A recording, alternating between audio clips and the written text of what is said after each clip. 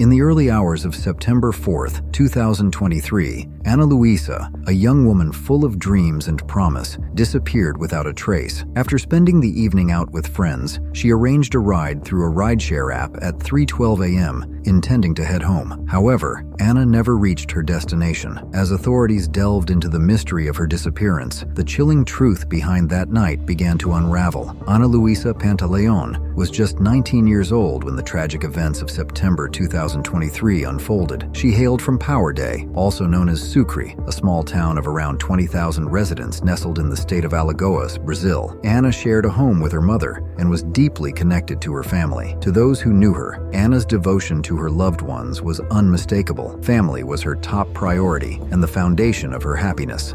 Ana was a transgender woman, and her family stood by her unwaveringly throughout her journey. They supported her wholeheartedly, embracing her transformations and celebrating the happiness these changes brought her. Ana's family was her rock, offering unconditional love and acceptance. She shared an especially close bond with her mother, grandmother, and aunt, who provided her with constant encouragement and support, ensuring she always felt cherished and valued.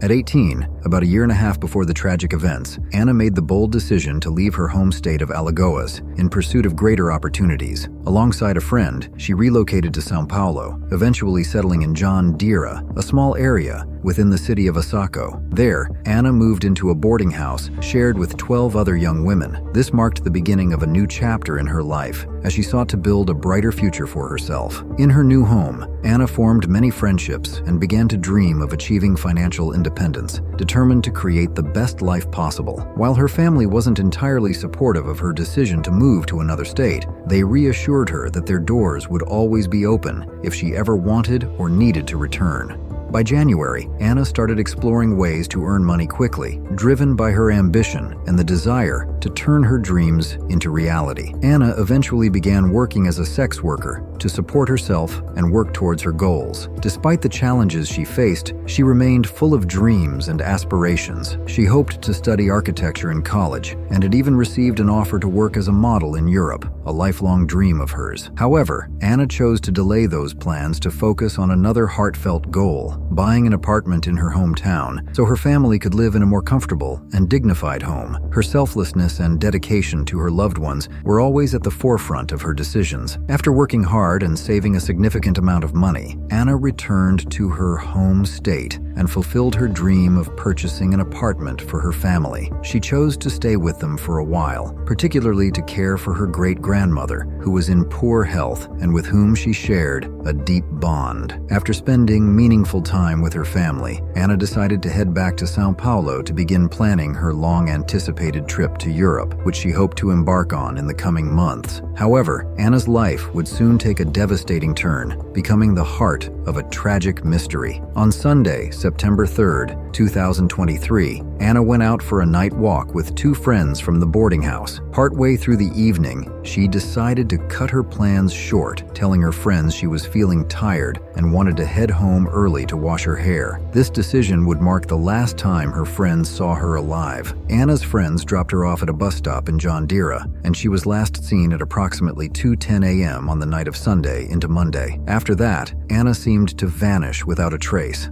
Days passed with no word or sign of her. Concerned for her safety, her friends reported her disappearance to her family on September 6th. Alarmed and heartbroken, her mother, grandmother, and other relatives immediately traveled from Alagoas to São Paulo to personally oversee and assist in the search for Ana, hoping to uncover any clues about her whereabouts. 3 days after Ana's disappearance, her family arrived in São Paulo, determined to find her. They worked tirelessly, distributing and posting countless flyers throughout the city of João Dira and raising awareness on social media platforms. Before long, Ana's case caught the attention of the media. A prominent local newspaper conducted an interview with her family, and several reporters joined them as they retraced Ana's steps from the day she vanished hoping to uncover any vital clues. The family also visited the boarding house where Anna had been living and found all of her belongings still there, except for the items she had with her on the night of her disappearance. This discovery dispelled the initial theory that Anna had left voluntarily without informing anyone. While the family continued distributing flyers and amplifying the search on social media, the São Paulo police had already begun their investigation into the mysterious case, determined to uncover the truth. The investigations were closely monitored by both Anna's family and the local media, who provided consistent coverage of the case. In interviews, Anna's family remained hopeful, expressing confidence that she would be found alive. When asked about her possible whereabouts, they admitted they didn't know but held on to the hope that she was safe. After a few days of inquiries, the police requested access to Anna's phone records. This crucial step allowed them to piece together her final movements, bringing them closer to understanding what had happened. Through Anna's phone records, investigators uncovered that she had met with several clients that day, with her final appointment taking place around 3 a.m., near the time she vanished. Security cameras in John Deere captured footage of Anna entering a man's car, identified as a white Volkswagen Fox, at exactly 3:11 a.m. on September 4th. Moments later, at 3:12 a.m., Anna's phone ceased all activity, sending its final signal and plunging the investigation into deeper mystery. The police quickly worked to identify the man seen in the footage, aided by the security cameras capturing the vehicle's license plate and corroborating evidence from Anna's phone records. After an 11-day search, they arrested 21-year-old Lucio Douglas Rebelo da Silva on September 15, 2023. Lucio, an app driver, became the primary suspect in Ana Luisa's disappearance. Despite the mounting evidence, he spent 5 days in custody, steadfastly denying any involvement in her case. Even when confronted with the growing body of evidence, Lucio remained calm and persistently denied any involvement in Anna's disappearance. However, as the investigation progressed and the evidence against him became overwhelming, he eventually realized there was no escape from justice. Lucio confessed to the crime, corroborating the findings of the police investigation. Every piece of evidence collected pointed unequivocally to Lucio as the person responsible for Anna's tragic fate. Lucio's confession on September 20th devastated Ana Luisa's family, extinguishing their hopes of finding her alive. During his statement to the police, Lucio revealed that on the night of the incident, he had hired Anna's services. According to him,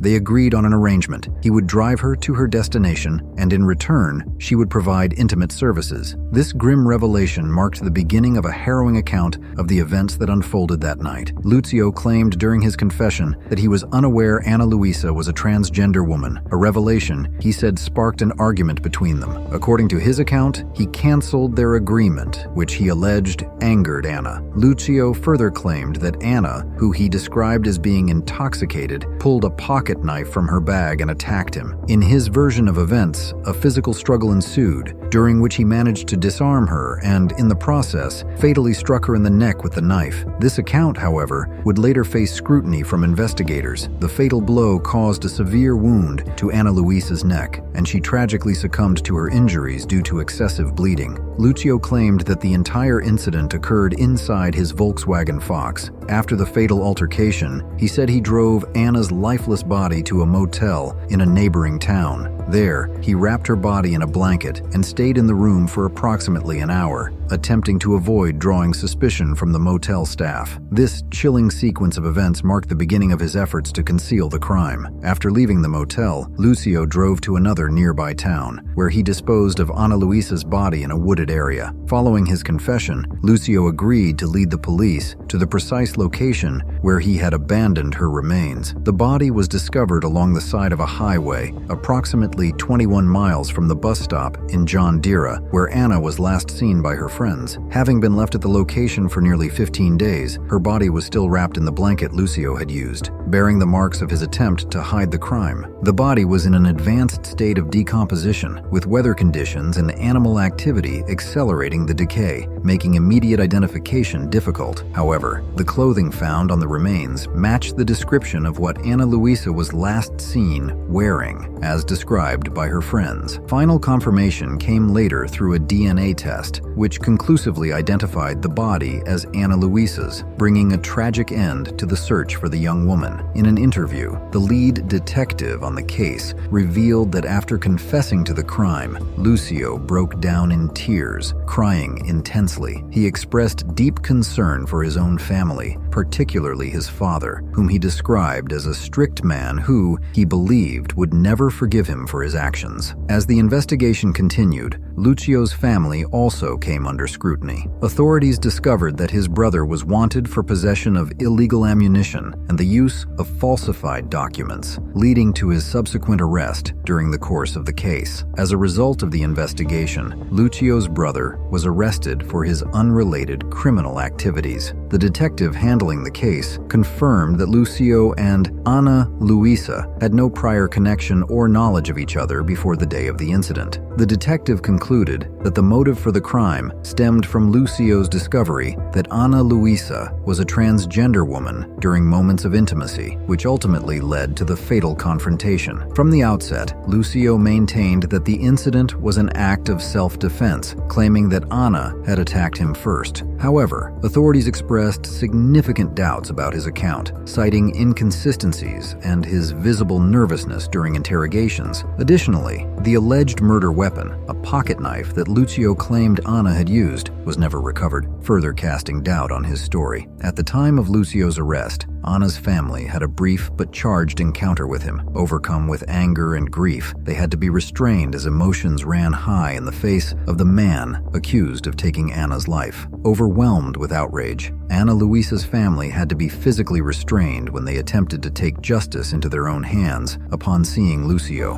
In an interview, Ana's grandmother voiced her deep anguish, expressing her belief that the crime was premeditated, even though no evidence supported this claim. She described Lucio as a psychopath monster and firmly insisted that he should spend the rest of his life behind bars. On January 11, 2024, the first hearing of the case took place, where witnesses were called to testify, marking the beginning of the judicial process in the pursuit of justice for Ana Luisa. The trial was scheduled for November 13, 2024, at the Second Criminal Court in Caribe, Cuba, with Lucio remaining in custody while awaiting judgment. In interviews, Ana's family expressed their faith in the justice system, hoping that Lucio would receive the maximum sentence for his crime. On the day of the trial, the São Paulo State Court sentenced Lucio Douglas Rebelo da Silva to 16 years in prison. While the family was relieved that justice had been served, they felt the sentence fell far short of what they had hoped for, given the devastating loss of Ana Luisa. Although Ana Luisa's family considered the 16-year sentence far too lenient, they found some solace in the conviction, knowing that justice, albeit limited, had been served. However, their struggles were far from over. Alongside their immense grief, they faced significant challenges